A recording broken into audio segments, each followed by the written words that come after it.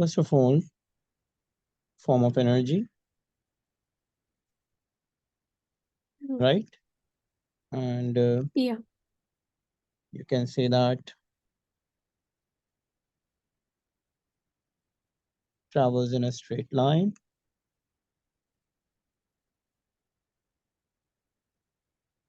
Okay, and can say that does not require medium to travel. It can travel through vacuum as well. Actually, in fact, it is an electromagnetic radiation. Okay, and travels in a straight line. You can say blocked by some objects. Why I write it? Because when it is blocked by some objects, it forms shadow. Sometimes they ask you, how does light form shadow? So you can write the same thing there. Light travels in a straight line blocked by some objects, so it forms shadow. Anyways, does not require medium to travel. Electromagnetic radiation, its speed in vacuum or air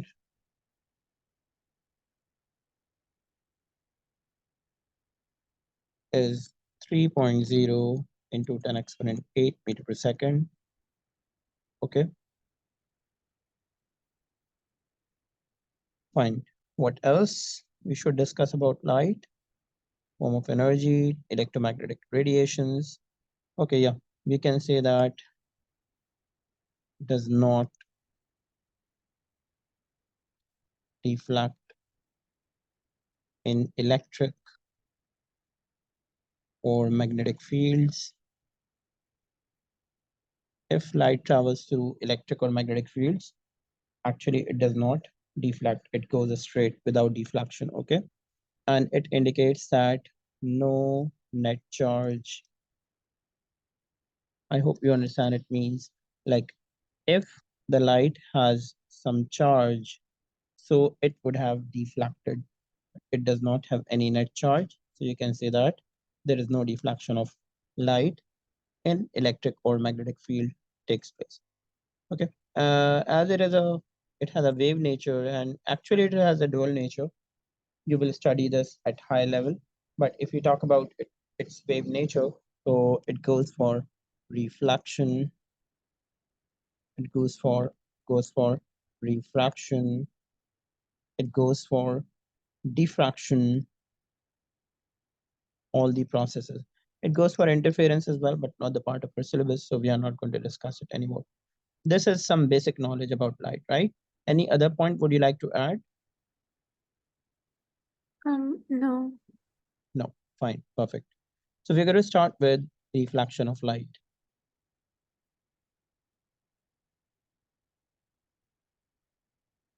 Reflection takes place at different places, but we will only be talking about the plane mirror. So I'd like to draw some ray diagrams of plane mirrors for reflection. Example, see, for example, we have got a plane mirror and we are going to learn how to draw the ray diagram and complete the image of an object. Here you go. Let's say a plane mirror is here.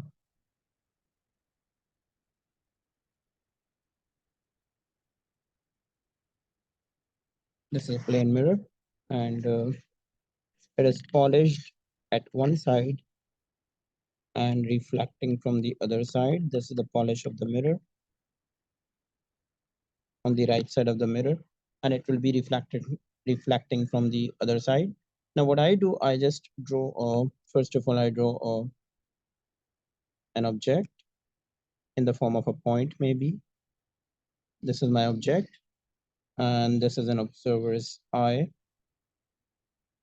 I'm going to tell you the easiest technique to complete a ray diagram in the image of this object. Please follow the steps.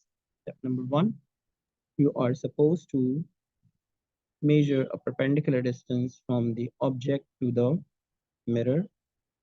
I'm doing it by using my software. Here you go. This is the perpendicular distance of the object from the mirror. What I need to do, I need to obtain an image. An image is always obtained at the back of the mirror at equal distance of object from the mirror, but at the back side here. So this is going to be an image formed. Okay. Now what I'm supposed to do, I'm supposed to bring the rays from image to the eye in this way. Ray number 1 coming from image to the eye, and ray number 2 is coming from image to the eye, like this. Yeah, 2 rays are coming from image to the eye. Fine. So basically, I have drawn these 2 rays, but these two rays are not true. The rays must be coming from object, but not from the image. So what I'm supposed to do, I'm supposed to bring the rays from object and this way.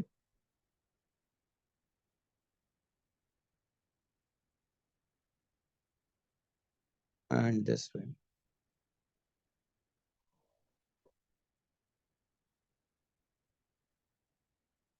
I hope you get that. Yeah. Okay, so the rays are coming from object actually, but not from image. So what I mean, these rays that I'm indicating, I'm circling, these rays are not actual rays. They appear to come from image. Actual rays are here, this one and this one. This one I can call incident ray, and this one I call reflected ray.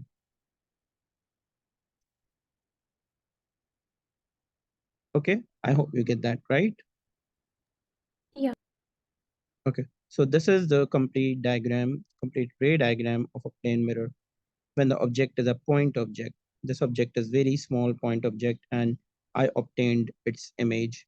So I repeat, firstly, what I found the perpendicular distance of that object from the mirror. Okay, and then I just, formed an image exactly at the same distance, but at the back of the mirror. Okay, and I, originated the rays from image to the eye. Actually, these rays are not coming from image, but they appear to come from image. So basically they are coming from object. So I've drawn the rays from object and I obtained the image. What I can do here, for example, if they ask you to draw normals, normal is just an imaginary line drawn at 90 degrees to the mirror.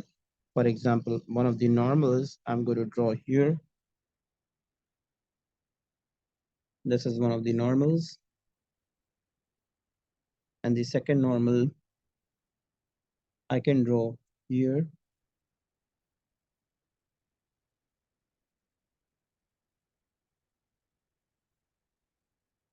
Okay, so there is a law of reflection in which we study that angle of incidence, this is angle of incidence is equal to angle of reflection always.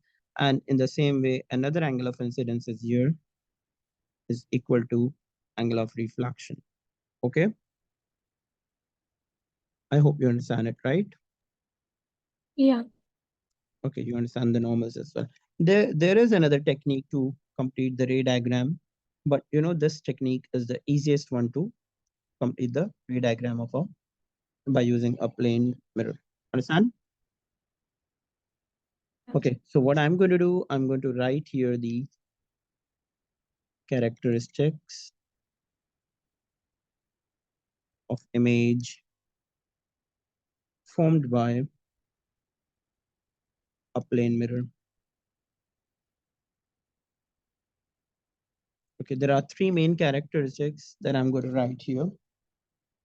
First of all, characteristic number 1, the nature of the image. Basically, there are two natures of the image. Nature number one is going to be a real. Real image is always inverted image, vertically inverted image. Inverted means what? If object is placed in this way, the image is formed upside down, means inverted, okay? And an inverted image is always a real image. Tell me one thing, when you see your face in the mirror, plain mirror, do you find your face upside down or upright? Upright. Upright. So it means the image given by the plane mirror is actually a virtual image, not a real one. It is not inverted. Nature is either real or virtual. Virtual image is always an upright image. Do you understand it? So if you, Yeah. I repeat, suppose if you want to recognize an image, whether this image is real or virtual, you just see the image. If image is upright, you just say it's virtual. And if the image is upside down, so you just call it a real image. And we never form inverted image by using plane mirror. So we cannot say this a real image, right? So I'm going to go there and I'm going to write here the nature of images, virtual and upright. I hope you get that right. Yeah. Okay. Number two, we should discuss in characteristics, we should discuss the size of the image as compared to size of object. When you see your own face in a plane mirror, do you find the image much larger than your actual face, smaller than your actual face, or equals to your actual face? What do you think? Equal to my actual Right. face. Exactly. If we see the image equal to the actual face, so that's the reason why we can say that the image formed by a plane mirror is equal in size as compared to object. So size of image is equal to size of object. Okay, tell me one thing. If you see yourself into mirror, you move your right hand, it would look like your image is moving left hand. Okay, this is another characteristic of image formed by a plane mirror. Or if you see some letter written, for example, F, if you find an image of this letter F in a plane mirror, so it would look like this, right? Isn't it? Yeah. So actually the image is not vertically inverted. It is not upside down, but it is horizontally inverted, right? Yes. So we can say that image is, either we call it horizontally or we call it laterally as well, is the same word, laterally inverted. Okay, this is another characteristic of image. Okay, and the last characteristic that we are discussing is the position of the image. Can you see the image is formed at the back of the mirror and its distance from the mirror is equal to the distance of the object from the mirror, right? Yeah. Okay, so this could also be written as a characteristic of image. You can say that image is formed at the back of the mirror and distance of image is equal to distance of object from the mirror.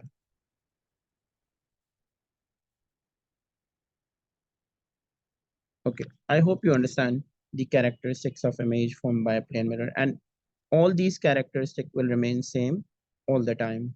Okay, Yeah. fine. So I want to open an example question. We will be solving it. Give me a minute only. Okay, question says, 5.1 shows a man looking at this reflection, his reflection in a rectangular plane mirror. Okay. And see the vertical side of the mirror has a length of h they have given. And on 5.1, draw a ray of light from point X that is reflected by the mirror to the man's eye. Okay. We are supposed to obtain the image of this point X, not by using two rays. They are only asking us to take a single ray, this point X. So I told you that first of all, we need to Um, yeah, sir, X. And I told you that first of all, we need to find out the perpendicular distance of this object X from the plane mirror. This is the perpendicular distance, the red line. I hope you get that yeah, right. Okay. yes. What I do, I slide it to right and I rearrange this. Okay, so I get a perpendicular distance of that particular point and I obtain an image. Image is obtained here. This is going to be the Mm-hmm. image of point X. Now, this line is not going to be useful for me. This was just for my convenience. I just erase it and I bring a ray of light from this point into the eye of the man like this. Okay, and this ray is actually not the real ray. It appears to come from image, right? So even I told you before, if we want to complete it, basically the ray is not coming from the image, it is coming from the object, right? So we are Yeah. supposed to bring a ray from the object. Let me make my line sharper. It's going to be quite blunt. Okay, yeah. So basically the ray is coming from the object in this way. If they ask you to draw Yeah. normal as well, we can draw normal at this position. Okay, but they are not asking us. I'm just giving you an example. So I'm erasing. Anyway, so this is the ray that they were talking about. And possibly an examiner expect us to show the arrows as well. The ray is coming from the object, hits the mirror, reflected back, and goes into the eye. Okay, so this was my part one. Part two is on 5.1. Mark the angle of incidence of your ray at mirror, label it I. Now, because they are asking me to label the incident ray, so what I need to do, I need to draw a normal here and show here an angle of incidence and label it I. What do you think? What angle is angle of incidence? I'm just giving you two options, A or B. B is the B, angle of incidence. angle of incidence. What is my incident ray? A or B? Oh, Incident no, ray. no. It's A. A is the incidence. Okay, so this is going to be an angle of incidence, right? So I just Yeah. call it, I just label it I.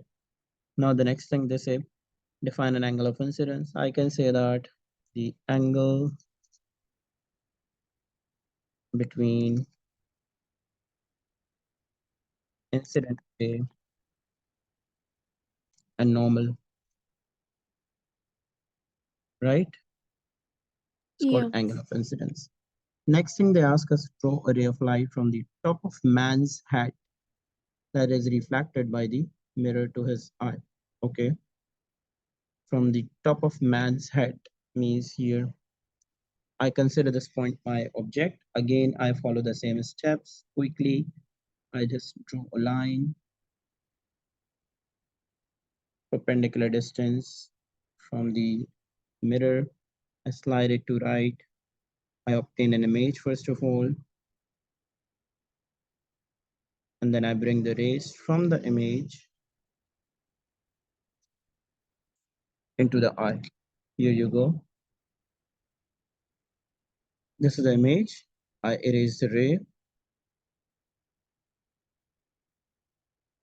and then I bring the ray from the image to the eye. Actually, this ray is a virtual ray. False ray, the ray is actually coming from the object. Again, I'm going to draw the arrows and the diagram is complete. Ray diagram is complete, right? This is the image of his top of his hat. This is the image of point X. Okay. Anyways, Yeah. the next thing is use your rays to determine the smallest value of H that follows the man to see all the image in the mirror from the top of his hat to his toes. On the diagram, 1 centimeter represents 0.5 meters. They are asking us what is the minimum length of mirror required for the man to see his body from top to toe. Okay, minimum length required. I would say the minimum length required is in between the 2 points that we have actually found on the mirror. This is the minimum required length. This one. I hope you get that right. Yeah. Okay. So right now we cannot do this question on the screen because I cannot measure it. Measurement is required. I'm just giving you a hint. I want you to measure this length by using a ruler. Suppose this length is coming 2.8 centimeter, let's say.